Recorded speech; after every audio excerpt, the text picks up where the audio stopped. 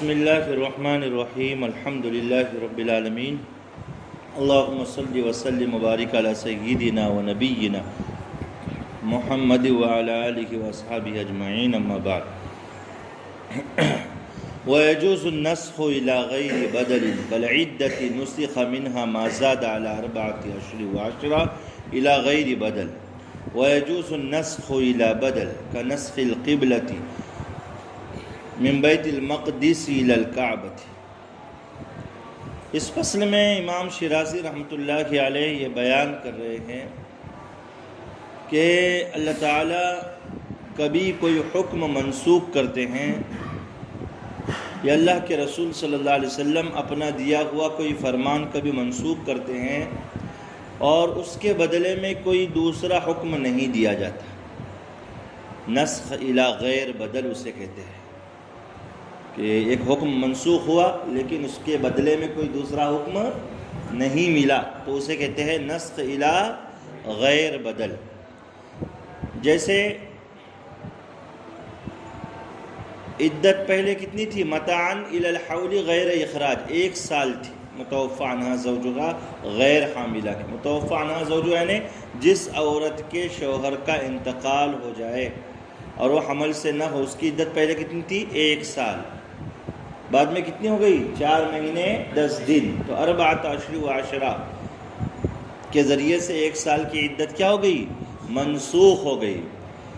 تو دیکھیے اب 4 مہینے 10 دن عدت کا حکم دیا گیا تو 7 مہینے 20 دن ختم کیے گئے۔ کتنے؟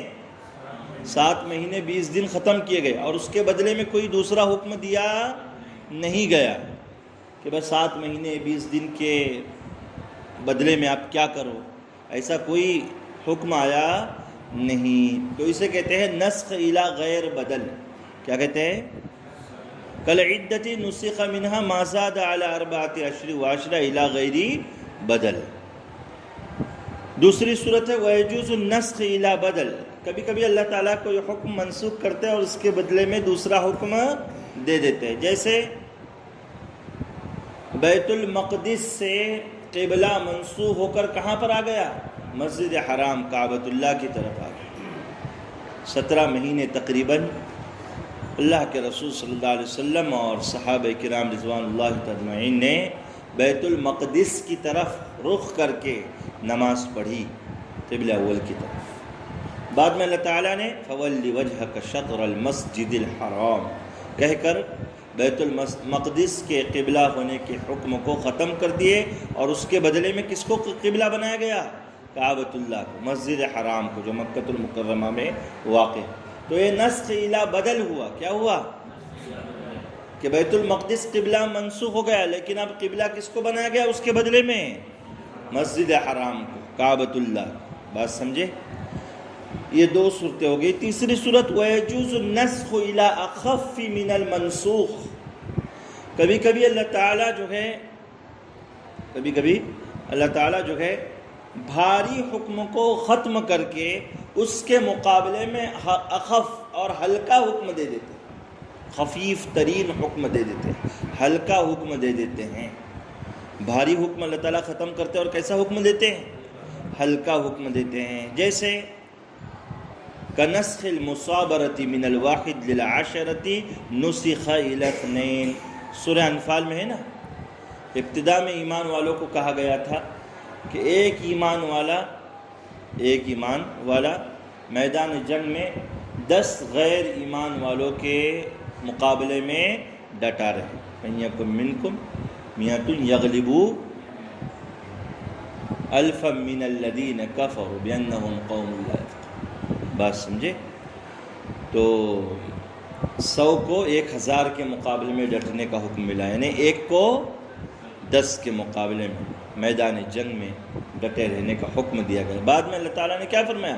الآن خفف اللہ عنکم وعلم ان فیکم ضعفا فإن یکن منکم 100 صابرة یغلبوا 200۔ تو اب 100-200 کے مقابلے میں ڈٹے رہیں گے، یعنی 1 کو 2 کے مقابلے میں ڈٹے رہنا لازم ہے، بھاگنا جائز نہیں ہے۔ تو یہ حکم آیا۔ تو ہے نا، پہلے سخت حکم تھا نا، 1 کو 10 کے مقابلے میں ڈٹنا، یعنی سخت ترین حکم تھا. اس کے بعد اللہ تعالیٰ نے ہلکا حکم دے دیا کہ 1 کو اب 2 ہی کے مقابلے میں ڈٹنا ہے. کنسخ المصابہ، میدان جنگ میں جمے رہنا ہے، ثابت قدم رہنا. 1 کو 10 کے مقابلے میں، اس حکم کو اللہ تعالیٰ نے منسوخ کر کے 2 کے مقابلے میں ڈٹنے کو لازم قرار دیا. ہو گئی 3 صورتیں. وَيَجُوز، اور 4تھی صورت وَيَجُوز إِلَى مَا هُوَ أَغْلَظ مِنْهُ. کبھی ایسا بھی ہو سکتا ہے کہ اللہ تعالیٰ ہلکا حکم ختم کرے اور اس کے مقابلے میں بھاری اور سخت حکم دے دے. یہ بھی ممکن ہے کہ اللہ تعالیٰ کیا کرے، ہلکا حکم ختم کر دے، اخف حکم ختم کرے اور اس کے مقابلے میں بھاری ترین حکم دے دے. جیسے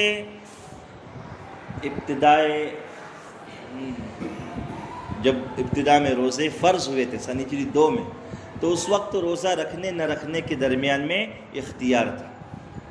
روزہ رکھنے نہ رکھنے کے درمیان میں کیا تھا، اختیار تھا. مسلم شریف میں حدیث مبارک بھی وَعَلَى الَّذِينَ يُطِيقُونَهُ فِدْيَةٌ طَعَامُ مِسْكِينٍ.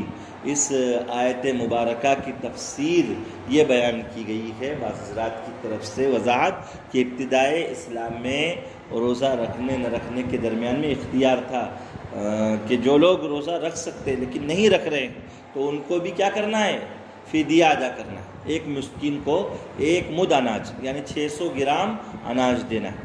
پھر بعد میں اللہ تعالیٰ نے یہ حکم ختم کر دیا. یہ ہلکا حکم تھا نا کہ بھائی ایک آدمی کے اندر طاقت ہے، صلاحیت ہے، بیماری نہیں ہے، سفر میں بھی نہیں ہے وہ سفر شرعی میں، پھر بھی اس کو اختیار ہے کہ چاہے تو روزہ رکھے چاہے تو نہ رکھے. لیکن بعد میں اللہ تعالیٰ نے کیا فرمایا، فَمَنْ شَهِدَ مِنْكُمُ الشَّهْرَ فَلْيَصُمْ، کہ اب جو بھی رمضان کا مہینہ پائے گا اسے روزہ رکھنا لازم ہے. تو فمن شہد منکم الشہر فلیصم یہ ناسخ ہے کس کے لیے، وعلی الذین یطیقونہ فدیۃ طعام مسکین، اس کے لیے. اور وہ حکم منسوخ ہے. تو پہلا حکم کیسا تھا، پہلا حکم کیسا تھا، بھاری تھا کہ ہلکا تھا، ہلکا تھا. اور بعد میں پھر جو حکم دیا گیا وہ ذرا سخت ہو گیا کہ اب لازم کی قرار دیا گیا روزے رکھنے. تو یہ کتنی صورتیں ہو گئی، 4 صورتیں. پہلی صورت کیا کہ اللہ تعالیٰ کوئی حکم منسوخ کرتے اور اس کے بدلے میں کوئی دوسرا حکم دیتے نہیں ہے. دوسری صورت کیا کہ بدل دیتے ہیں. تیسری صورت کیا کہ بھاری ختم کر کے ہلکا دے دے. اور چوتھی صورت کیا کہ اللہ تعالیٰ ہلکا حکم ختم کر کے بھاری دے دے، جائز ہے. وَيَجُوزُ النَّسْخُ مِنَ الْحَضَرِ إِلَى الْإِبَاحَةِ، یہ بھی ایک صورت ہے 5ویں صورت کہ اللہ تعالیٰ حرام کا حکم ختم کر کے اباحت کا حکم دے دے، یہ بھی جائز ہے.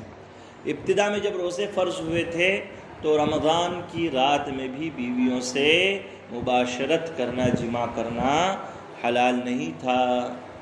لیکن پھر بعد میں اللہ تعالیٰ نے اس حکم کو ختم کر دیا، فَالْآنَ بَاشِرُوهُنَّ کہہ کر کہ اب رمضان کی رات میں بیویوں سے مباشرت کرنے میں کوئی حرج نہیں ہے. تو دیکھیے پہلے حرام تھا، ممنوع تھا.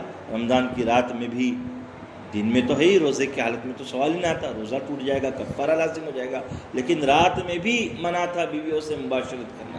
بعد میں اللہ تعالیٰ نے اس کی اجازت دے دی. تو ہے نا، حرام کو ختم کر کے اباحت کا حکم آیا، حلال کا حکم آیا. جیسے کہ اللہ تعالیٰ کا فرمان ہے علم اللہ انکم کنتم تختانون انفسکم، اللہ تعالیٰ کو معلوم ہے کہ تم اپنی نفسوں کے ساتھ خیانت کرتے تھے. یعنی تمہارے دل میں یہ بات تھی کہ رات میں مباشرت کی اجازت ملنی چاہیے. فتاب علیکم، تو اللہ تعالیٰ نے بھی تمہاری توبہ قبول کی. وعفا عنکم، تم کو معاف کر دیا.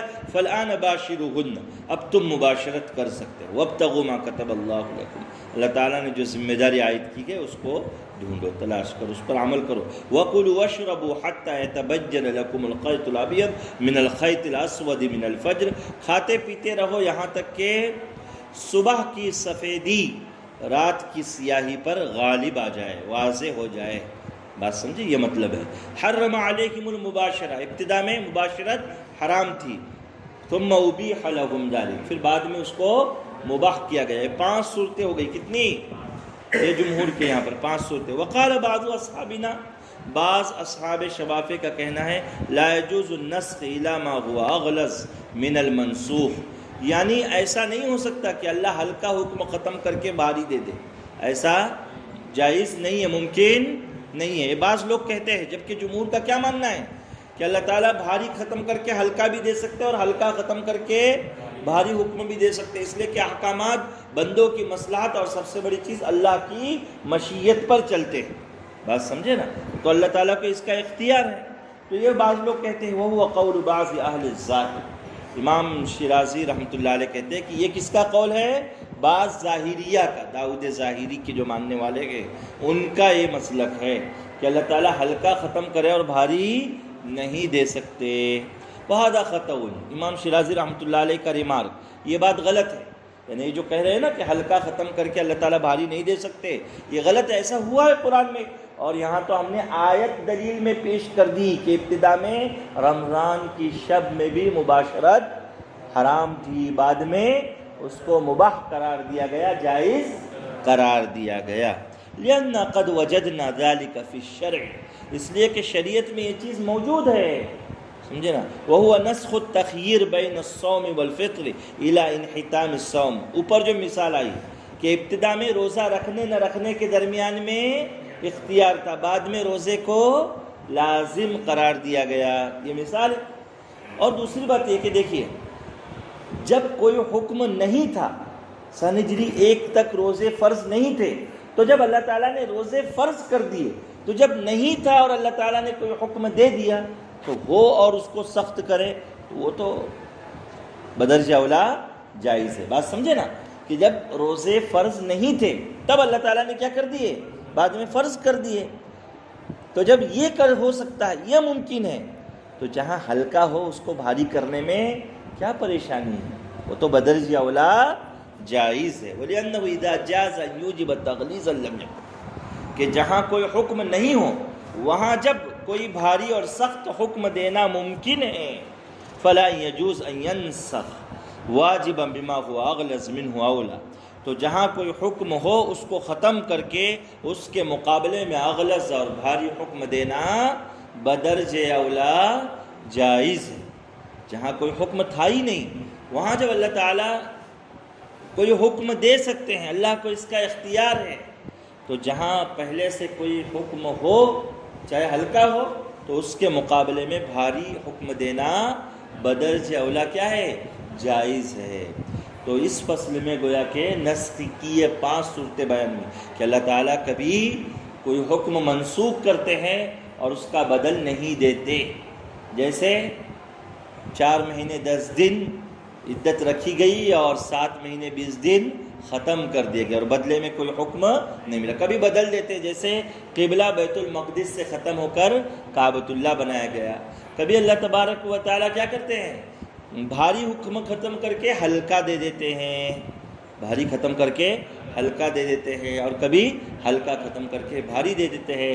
کبھی حرام کا حکم ختم کر کے کسی چیز کو اباحت کا حکم بھی میں تبدیل کر دیتے ہیں۔ تو یہ اللہ تبارک و تعالیٰ کی مشیت اور بندوں کی مصلحت کے مطابق احکامات کا نسخ ہوتا ہے، اور یہ ساری صورتیں ممکن ہیں جمہور کے یہاں پر، اس کو امام شیرازی رحمۃ اللہ علیہ نے یہاں پر واضح کر دیا ہے۔